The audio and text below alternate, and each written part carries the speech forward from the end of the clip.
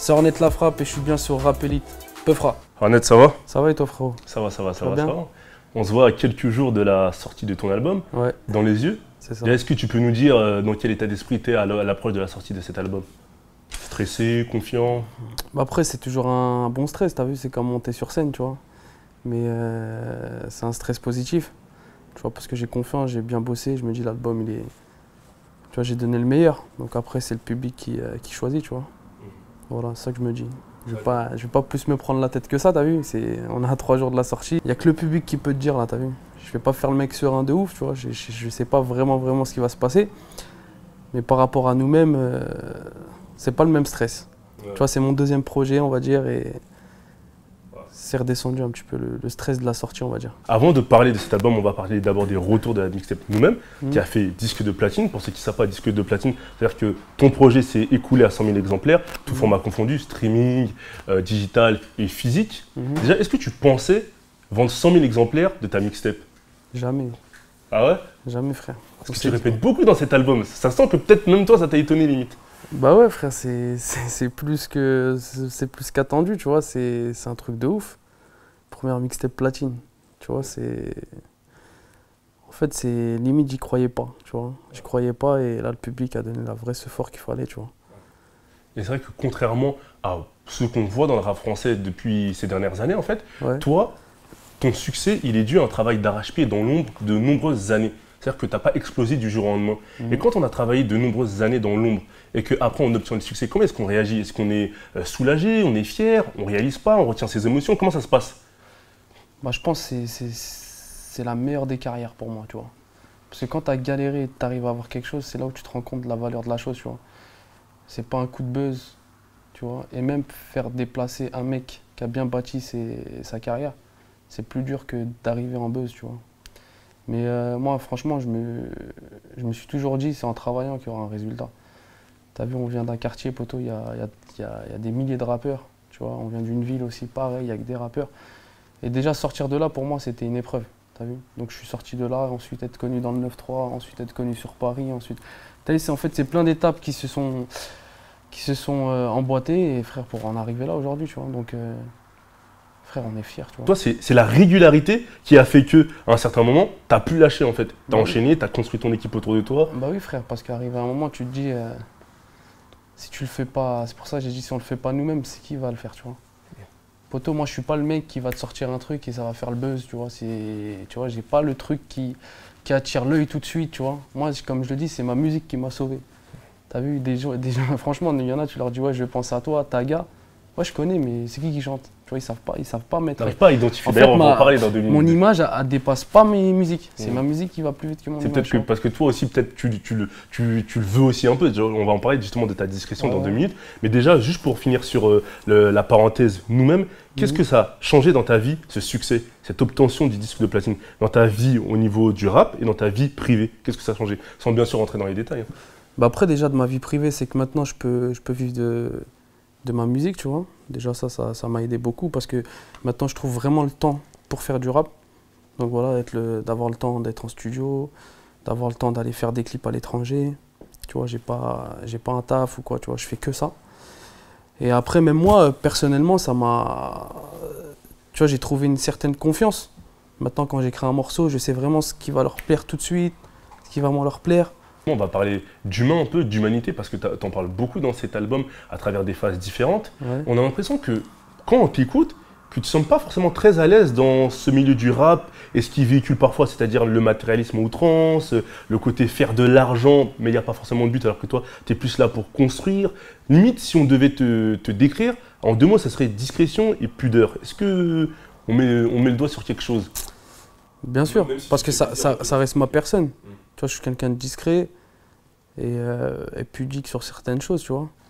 Par exemple, si par exemple mon équipe ne m'a pas dit, ouais, bon là, il faut commencer à mettre des gros gamos dans les clips, bon, changer ton style vestimentaire, parce qu'il faut que tu évolues aussi avec ta musique et pas montrer aux gens que voilà, tu es quelqu'un simple parce qu'il faut faire rêver.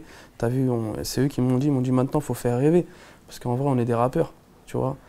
On n'est pas là à se lever le matin, à aller travailler, tu vois. Il faut que les gens, même eux, le matin, quand ils se lèvent, ils nous regardent, ça leur fasse rêver, tu vois. Il faut qu'ils se disent, putain, ouais, il est bien le frérot, t'as vu, même moi, il faut que je réussisse dans mon domaine. Tu vois, et moi je faisais pas assez rêver, donc c'est pour ça que dans mes clips j'ai commencé à sortir les bolides, tout ça, le cliché rappeur, tu vois. Mais sinon moi si ça tiendrait qu'à moi, c'est pas quelque chose qui te parle naturellement. Non, non, grave pas. Tu le fais parce que ça fait aussi peut-être partie un peu du boulot d'avoir des visuels assez attrayants, mais dans ta personnalité, bah, quand on voit Taga, il me semble que c'est un Rolls Royce. C'est vrai que quand on regarde l'image, parfois on se dit, bah, en fait ça colle pas forcément à 100% avec Hornet, en tout cas la simplicité qu'on a eu l'habitude de le voir, et même quand tu es avec le véhicule, tu forces pas le trait en fait. Non, il y a quelques plans avec, mais tu vas pas faire tout le clip avec. Après, il faut que ça reste de la belle image, tu vois. Voir une Rolls, c'est beau, tu vois. Ouais, on voit pas tous les jours. Donc moi, c'est ce côté ramener du rêve un petit peu qui me manquait et que mon équipe m'a dit bon là, faut mettre un petit peu, fais rêver, poteau. Tu vois. Et j'ai de la chance d'avoir une équipe honnête qui me dit là, bon là, t'es trop simple, vas-y frère, ça va. C'est bon, c'est le quartier, tout ça, nani. Mais là, commence à faire rêver parce que y en a qui viennent pas du quartier, ils savent pas spécialement ce que c'est le quartier, ils s'en foutent aussi, tu vois. C'est vrai, t'as représenté le quartier, tous mes clips, limite, je les ai tournés là-bas.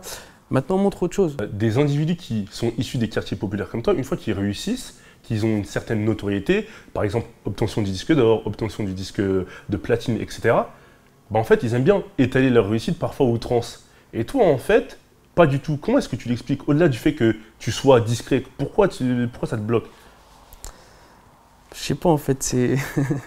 Je sais pas, je me dis, frère, tu le dis une fois, t'as vu, pour que les gens ils soient au courant, mais force pas dessus, tu vois. Tu sais, passe à autre chose. Est-ce que c'est parce que c'est par rapport à la famille aussi, l'exemple que tu donnes? Ouais, bah oui, parce que moi, je suis un gars encore très proche du quartier. Ouais. T'as vu? Et aujourd'hui, les mecs, dès qu'ils regardent un truc sur, par exemple, Insta, ils vont dire, ah ouais, ça y est, lui, il est blindé, ça y est, lui, c'est tout ça. Et moi, je me dis, poto, non, t'as vu, j'annonce par exemple mon disque d'or, mais je le fais pas trop, t'as vu? Je veux pas que les gens... En fait, je préfère que les gens, ils s'intéressent à ma personne, à ma musique, que à mon disque de platine, à ma richesse que j'ai pris, tout ça, tu vois, c'est pas un truc que je veux mettre en avant. Mais bon, après, je comprends bien, poto, que le rap français commence à se rapprocher du rap quinri, même dans l'image, même dans tout ça, même les clips. Donc je sais que maintenant, en vrai, rester simple, ça fait pas rêver. Et même sur les réseaux, on te voit très peu, en fait. Tu as des réseaux pour communiquer tes dernières sorties de clips, etc. Mais tu vas pas faire l'entertainer plus que ça, en fait. Je sais pas le faire aussi. Tu sais que déjà, snapper, c'est dur pour moi. Non, mais tu sais, c'est chelou peut-être quand je te dis. Tu comptes sur l'équipe, entre guillemets? Ouais, mais des fois, je le fais parce que je suis obligé. Et t'as vu que les gens, ils aiment bien me voir aussi. Mais je suis pas le mec qui a le snap facile, la blague facile. Mais par contre, avec mes gars dans le privé, poto, je suis un chambreur de ouf. Ah bah oui, on a pu le voir sur l'immersion, tout ça. Exactement. Ça, t'as sorti de bonnes punchlines.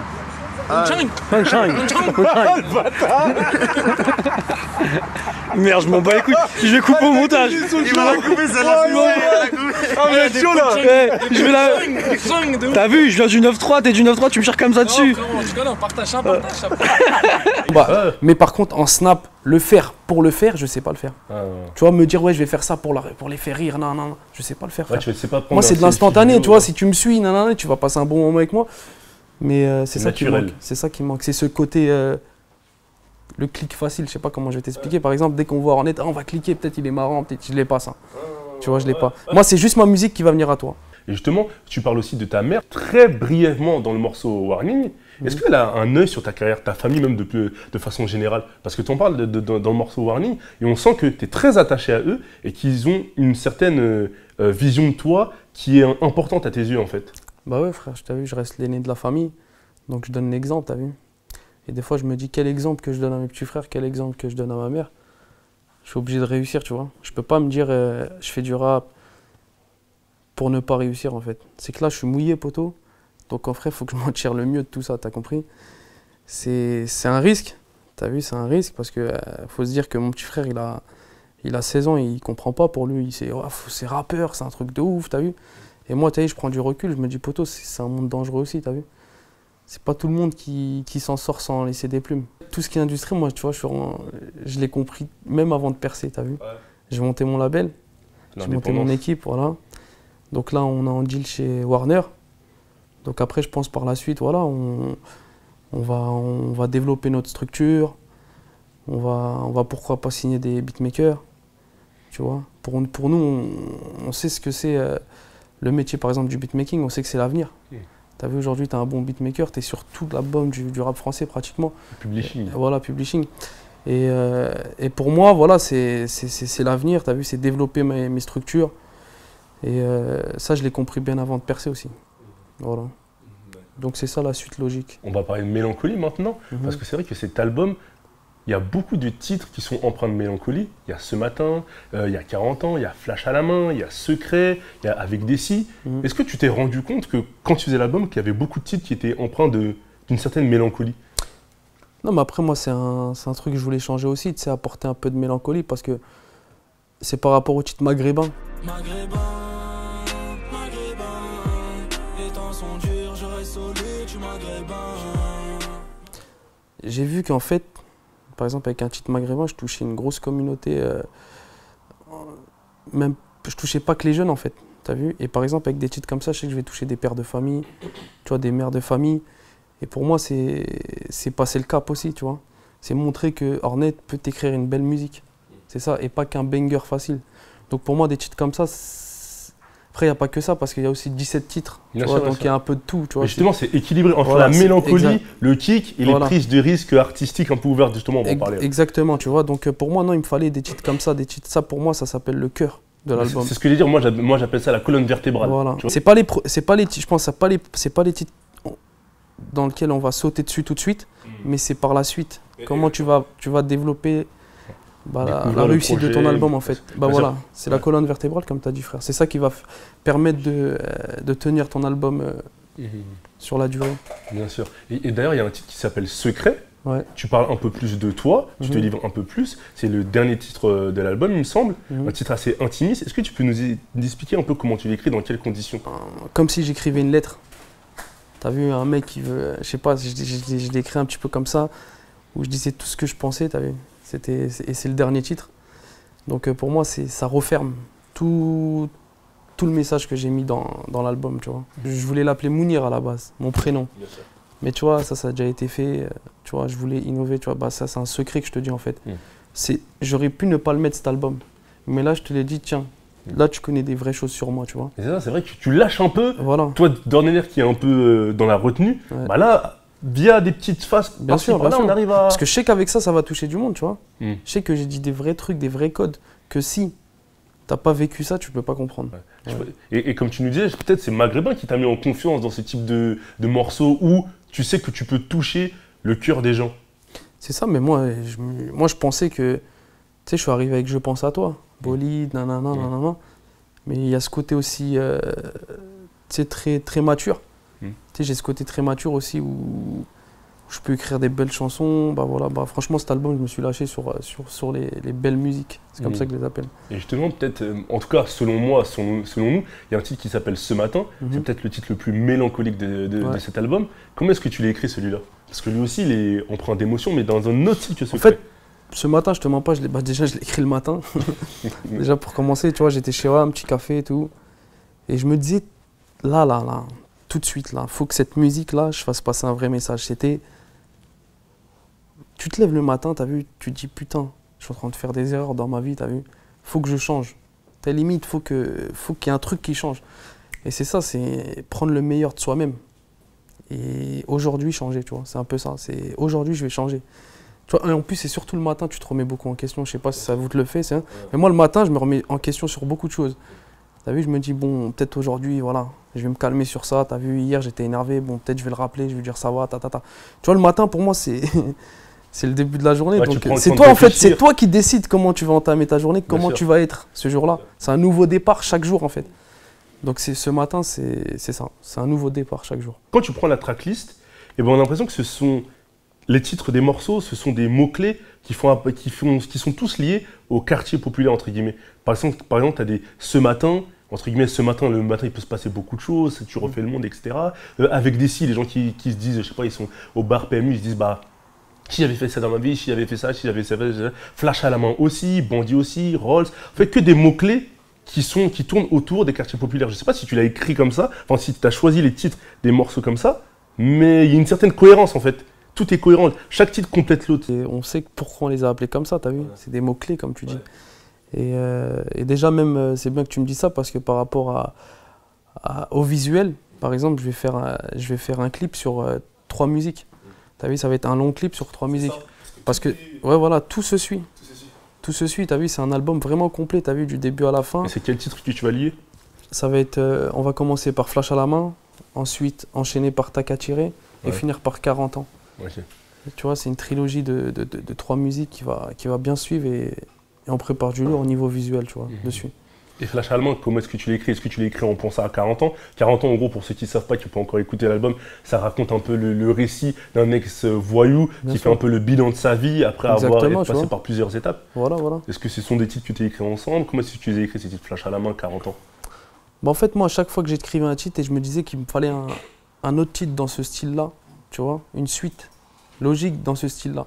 Donc, par exemple, quand j'écris Flash à la main, tu sais, c'est un truc mélancolie, c'est une situation d'un mec un peu qui se met en danger en voiture, catisé, tu vois, par exemple, qui est sur Paris, tu vois, il risque de cartonner, il risque de se faire contrôler.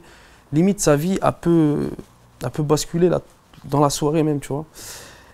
Et bah lui, il explique en gros, après je vais pas te raconter tout le scénario, poteau. Oh, net, sois généreux. Mais voilà, sois en fait, généreux. non, pour faire simple, Flash à la main, c'est des situations. C'est une situation d'un mec qui peut faire une grosse erreur de sa vie, dans sa vie, tu vois. Et Tac à tirer, là il passe à l'acte. Et 40 ans, il fait le bilan de toute sa vie. Et tu as déjà l'idée du synopsis, d'accord, mais est-ce que tu as fait les clips ou pas encore ou... Non, on est en train d'y réfléchir, là, on va rentrer en tournage très bientôt. D'accord, tu sais à peu près quand tu vas les sortir ou... Ouais, bah, ça va être dans les jours à venir de la sortie de l'album, tu vois. Flou. Non, j'ai pas de date exacte, tu vois, parce que ça prend du temps de faire ce genre de tournage, tu vois, ça demande du temps et de l'organisation surtout, mais au plus tôt possible. Hein. Et d'ailleurs, encore un clin d'œil peut-être à cette génération qui a 40 ans ou plus maintenant, le titre Jodassin. Est-ce que Jodassin, c'était juste pour le clin d'œil parce que les anciens peuvent l'écouter, ou c'est parce que tu écoutes du Jodassin? En même temps, il y a un moment où tu dis Jodassin dans l'intro de cet album. Pourquoi avoir intitulé ce morceau-là Jodassin? Parce que tu sais, frérot, chez nous, on a quelques anciens, tu as vu, ils vont te mettre des mocassins, petits bérets. Mais tu sais, ils s'introduisent partout. Tu sais, ils peuvent aller sur Paris, boire un verre et revenir au quartier, mais toujours avoir cette identité quartier, mais aussi cette identité. Tu sais, et pour moi, c'était. Tu vois, c'est des grosses KRA en béret et mocassin. Tu as vu, c'était. En gros, tu n'as pas besoin de. Bah, par exemple, d'avoir la casquette ou de mal parler pour être une KRA dans l'âme, tu as vu. L'habit ne fait pas le moine. Exactement. Donc voilà, c'était une dédicace, tu vois. Un petit clin d'œil. Voilà. Le premier extrait de cet album, c'est Taga. Ouais. Est-ce que tu considères Taga comme peut-être le hit de ta carrière le plus abouti en termes de prod, d'écriture, de sonorité, de visuel? Je sais qu'il y a Je pense à toi aussi qui a très bien marché à l'époque, mais j'ai l'impression que Taga, il est beaucoup plus maîtrisé, beaucoup plus abouti. Ouais, bien sûr, bien sûr. Comment est-ce que tu l'as écrit ce morceau? En fait, déjà, Taga, je l'ai écrit beaucoup plus facilement que par exemple Je pense à toi. En efficacité, oui. C'est l'un des titres les plus efficaces que j'ai pu faire. Ouais. C'est vrai. Parce que voilà, tu l'écoutes une fois, tu as la mélodie directement dans la tête. Ouais, sur ça, ouais.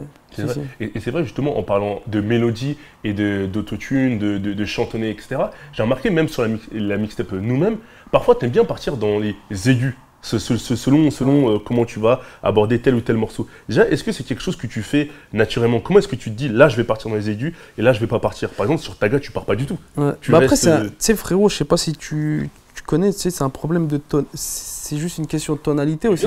Des fois, tu as des prods, par exemple, elles te demandent une tonalité aiguë, d'autres plus graves, tu vois, et d'autres que aiguës. Donc moi, je prends la prod comme... En fait, c'est en fonction de la prod et ce que tu veux faire dessus. Exactement. C'est ça qui va Parce que moi, frère, quand je reçois la prod, je fais une top line dessus. Tout de suite? Bah ouais, tout de suite. Ouais. Et par rapport à la top line, voilà, ceux qui savent pas, par exemple, la top line, c'est... Tu fais une mélodie comme ça, voilà, tu dis n'importe quoi sur la prod. En gros, sur des yaourts, juste voilà, pour sur des yaourts, voilà, et tu peux trouver le refrain, tu peux trouver les placements du couplet, et ensuite tu récupères ça et t'écris dessus.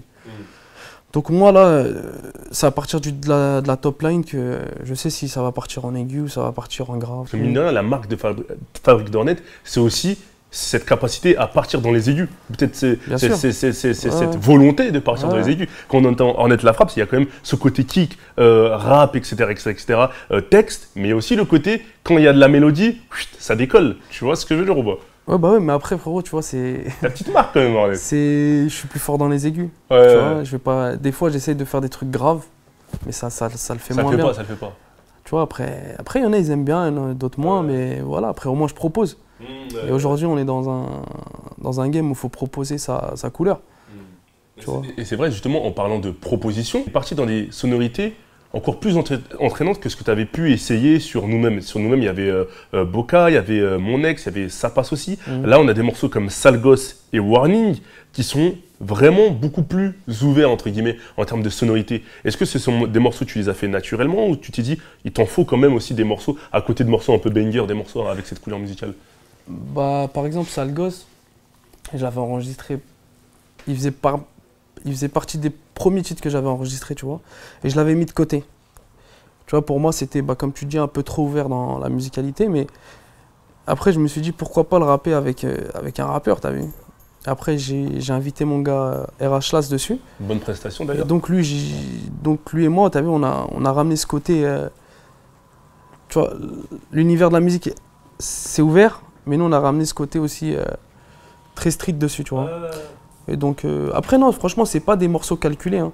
Même Warning, hein. Mais bien sûr, Tu vois, c'est même, regarde, ma plume, elle reste la même sur Warning, hein. Warning, c'est un morceau avec des sonorités ouvertes, mais la plume, et ben c'est là où tu parles justement de ta mère, etc. La plume est travaillée. Ah et ouais. par exemple, tu vas prendre un morceau comme Sale Gosse, c'est certes ouvert, mais entre guillemets, c'est street Kaira. Je pense, hein, t'as vu, je parle pas au nom de tout le monde. Mais moi, je me dis, il y a plus de règles, en fait, tu vois. Frère, tu fais un album, faut pas qu'on s'ennuie dedans, tu vois. Faut qu'il se passe des choses, faut que tu proposes des choses, même prendre des risques, tu vois. Aujourd'hui, on ne demande pas que faire un titre, mais 17 titres comme ça. Tu vois, si je devrais pas prendre de risques, je ferais pas un Warning. Bien sûr, bien sûr, bien sûr. Tu vois, je ferais pas un Chetana avec Nino. On va en parler aussi. Tu Ouais. comprends, pour moi, faut prendre des risques. Ouais. C'est normal. Mais ça reste cohérent parce que ça reste du hors net quand même, d'ailleurs. Bien sûr, bien sûr. Mais après, ma plume, moi, changera pas, t'as vu. Peut-être je peux changer de prod, je peux changer de style, genre sur un ou deux titres, mais pas ma plume. Et sur des morceaux comme Sale Gosse ou Warning, au niveau du visuel, est-ce que tu as déjà prévu ce que tu allais faire un peu? Parce que tu vas être obligé de lâcher quelques petits pas de danse en net sur ce type de Après, je te clip. mens pas, t'as vu, on fera le mieux pour ce son, t'as vu. Ah ouais, Si on doit danser, on va danser, frère. ouais, t'inquiète pas, Lockman il va rattraper ça au montage, Ouais, tout ça. mais je sais pas trop danser, je te mens Ouais, pas. parce que quand même, Après, je vais mettre un mec qui dansera pour moi, t'as vu. Ah, Je ok, vais faire tu un vas truc esquiver. acteur, je prends un mec, une meuf, je dis ça fait une vas-y. histoire. Voilà, Ouais, t'as tu vas compris. juste faire tes playbacks tranquilles. Exactement, moi je suis là, playback, c'est tout. Ok, d'accord. Et les prochains clips, donc tu nous as dit, c'est la trilogie. Ouais. Donc pour l'instant, il n'y a que la trilogie. Bon, mine de rien, c'est quand même 3 morceaux. Donc, Ouais, bien sûr, bien la sûr. trilogie, est-ce que tu as encore d'autres clips en tête que tu vas faire ou... Bien sûr. Après, je te mens pas, je laisse un peu la vie au public. Là, tu préfères. Tu vois, moi je temporiser, propose voir. la trilogie directe. Ouais, et après, tu vois ce qui Et après, ressort je un peu. vois ce qui ressort, ce qu'ils veulent en image. On leur donnera. D'accord. Et au niveau des producteurs, des compositeurs musicaux de cet album, tu as beaucoup travaillé avec BBP. Je crois qu'il a fait au moins 8 prods sur ce Ouais, projet-là. ouais. Pourquoi est-ce que tu as beaucoup travaillé avec lui? Ça peut aller de un Warning ouvert avec Desi, ce matin plutôt. Parce que je te mens pas, BBP, c'est un mec qui m'a compris aussi, tu vois. On a fait nous-mêmes aussi, ensemble. On a bossé pas mal ensemble. Et franchement, sur 3 prods à BBP, j'en choisis 2, tu vois. C'est énorme. Et limite, je recale la 3e parce que Ça va faire trop. ça va faire trop. Ouais. Tu vois, mais non, c'est un mec qui m'a compris, il est efficace, il est réactif aussi. Tu vois, parce que des fois, des beatmakers, tu leur demandes des palettes de prod, ils vont te mettre 3-4 jours à envoyer des prods, tu vois. Ouais. Et ils vont t'envoyer des prods qu'ils ont déjà envoyés à des mecs. Donc toi, tu vas lui dire, je bloque celle-là, il va me dire, attends, parce que lui aussi, il l'a bloqué. En gros, c'est des galères. Alors que BBP, il se concentre vraiment sur toi, il te propose un truc pour toi. Tu C'est vois. du sur-mesure. c'est ça. Sur mesure, haute couture. Maintenant, on va parler des invités de cet album. Du premier invité qu'on a listé, c'est Nino, sur Ouais. le morceau Chetana. Ouais. Est-ce que vous aviez déjà tu avais déjà la direction artistique? Tu avais déjà, quand je dis direction artistique, c'est-à-dire la prod plus le thème, ou en fait vous êtes venu en studio, on n'a rien, il nous faut une prod et un thème? Non, Comment non, ça on s'est avait passé? déjà la prod et on avait déjà aussi le Chetana, tu vois. On avait l'air de la musique. Après, Nino, tu connais, il est venu avec... il a apporté son côté, tu vois, efficace, direct dessus, tu vois. Ouais. Donc lui, il est très chaud aussi. Il est très, très efficace en studio. Tu vois, il t'a bouclé ça rapide. Et voilà, hein, franchement, on l'a fait là, il n'y a pas très, très longtemps. C'était les feats que j'ai bouclés en dernier, quoi. Et justement, j'allais t'en parler, est-ce que c'est pas un morceau que tu veux mettre en avant? Sachant que c'est un morceau qui peut plaire à ta fanbase, à la sienne, et qui Bien sûr, mais je me dis, tu vois, maintenant avec le stream, les gens ils vont sauter dessus direct, tu vois, ils vont voir Nino, il a une grosse fanbase. T'as vu, ils vont l'écouter en premier, tu vois. Mais moi, je pense surtout pour la durée de mon projet, je pense que ça va être plus des ce matin qui vont qui vont m'aider à bâtir la continuité de l'album, tu vois. Mais Shetana, il va plaire, hein, tu vois. C'est du direct, ça, en fait. Tu comprends? C'est du direct. Mais si tu t'intéresses vraiment à l'album, tu vas te rendre compte qu'il y a des morceaux plus profonds. On va parler d'un autre featuring, c'est Lacrim aussi. Ouais. Comment est-ce que la connexion elle s'est faite? Est-ce que vous connaissiez déjà avant ou vous êtes connus récemment? Comment ça s'est passé? Bah, déjà, on s'était croisés à l'aéroport à Marrakech. On s'était croisés, on était dans le même vol, tu vois. Donc on s'est échangé quelques mots, tout ça. Et ensuite, par la suite, moi je me suis dit, on parlait avec l'équipe, on s'est dit, on voit qui ici, tout ça. Là, il fallait que je propose un truc, tu sais, un gros, t'as vu, un mec qui a une grosse carrière, tout ça. Et tout de suite, je me suis dit, pourquoi pas Lacrim, t'as vu? C'est un mec qui a une grosse fanbase, même moi, ça va m'aider à passer le palier, tu vois. De montrer aux gens que je vais vous donner aussi du gros featuring dedans. Donc pour moi, c'était pas la suite logique, mais genre, c'était ça qu'il fallait faire, tu vois, pour passer le cap.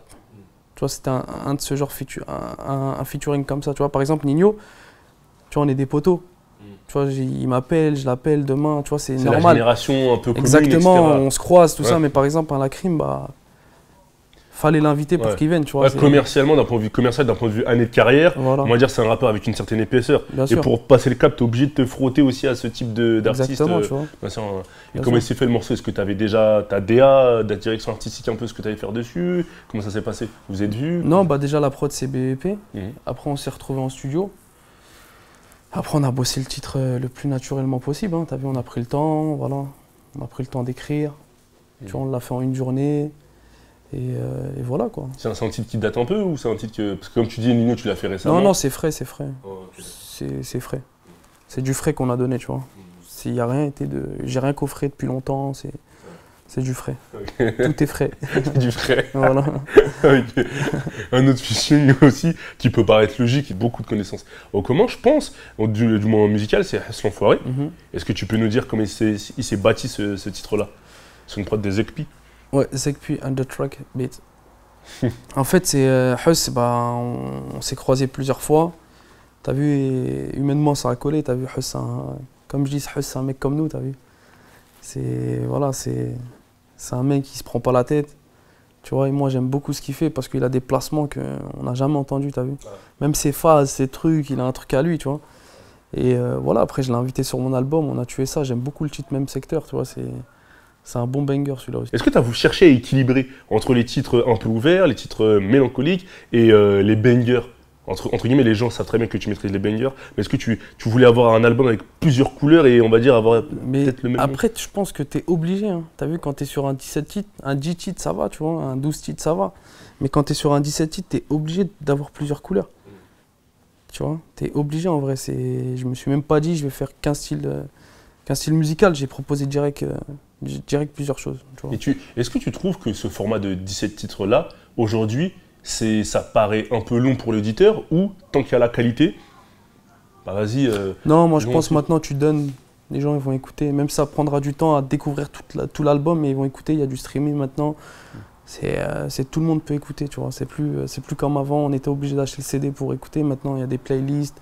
Les gens ils vont découvrir, même s'ils n'ont pas spécialement envie de découvrir ton album, ils vont tomber dessus, tu vois. Ils vont entendre parler d'Ornette Lafrappe. Exactement, tu vois, par exemple, un mec qui écoute pas spécialement du rap hardcore, il tombe sur Ce Matin, ça peut lui plaire, tu vois. Bien sûr. Exactement. Après, il va découvrir ton catalogue voilà, par tu la vois, suite, etc. voilà, et ensuite, aujourd'hui, tu peux proposer, tu vois. C'est un album que tu vas défendre sur scène aussi, ouais, à savoir. Grave, une date qui est prévue. Ouais. Est-ce que tu peux nous en parler? Bah, la première date, enfin, c'est pas la première, mais la grosse date parisienne, c'est La Cigale le 7 décembre. 7 décembre. Donc, même ça, c'est un nouveau challenge pour moi, tu vois, j'ai jamais fait de concert. Donc, et je sais que le concert, ça demande un autre travail encore. Cardio ou... Voilà. Ouais, même pas cardio, mais genre tout. Hein. Il faut que tu sois intéressant sur scène. Proposer un show, en fait. Exactement, et on te laisse pas beaucoup de chance sur scène. T'as vu, si c'est claqué, tu vois. Et tout le monde va dire que c'est claqué Ornette sur scène. Tu comprends? Donc là, je me mets une pression pour préparer un vrai show et pour que les gens ils s'ennuient pas chez moi. Tu vois. Parce que c'est quelque chose de nouveau, en fait. Voilà, de nouveau. Mais je pense qu'avec les sons maintenant que j'ai, par rapport à nous-mêmes et avec cet album-là, ça va être un bon show complet, tu vois. Voilà. Et on va dire que tu vises quoi comme objectif un peu sur cet album? Réussir ta date parisienne, je suppose, mais mis à part ça, qu'est-ce que tu vises comme objectif? Après, l'objectif, c'est juste que ça plaise aux gens, t'as vu. Juste pas d'objectif spécialement. L'album, il va où il va, t'as vu. Platine voilà. minimum, quand même. Honnête. Si Dieu le veut, t'as vu, frère. Arrête. Non, mais platine minimum, je peux pas te dire platine, mais je te dis même diamant minimum, frère. Je vais pas te dire platine minimum. Mais ouais, frère, s'il peut aller au platine, c'est lourd. Ouais, ok. T'as vu? Bah, c'est ce qu'on te souhaite, normalement ça devrait bien se passer. Déjà, Ouais. si la mixtape a fait platine, l'album ça devrait bien se passer aussi. Grave, bien sûr. Ok, On espère, t'as vu. ok. On a fait le taf de toute façon pour. Ok. Voilà. Et t'as un dernier mot à ajouter, Hornet? En tout cas, grosse force à Rap Elite. Continuez ce que vous faites. On est là chez vous, vous avez des beaux bureaux. Continuez les frères. Le 21 septembre, je sors mon album.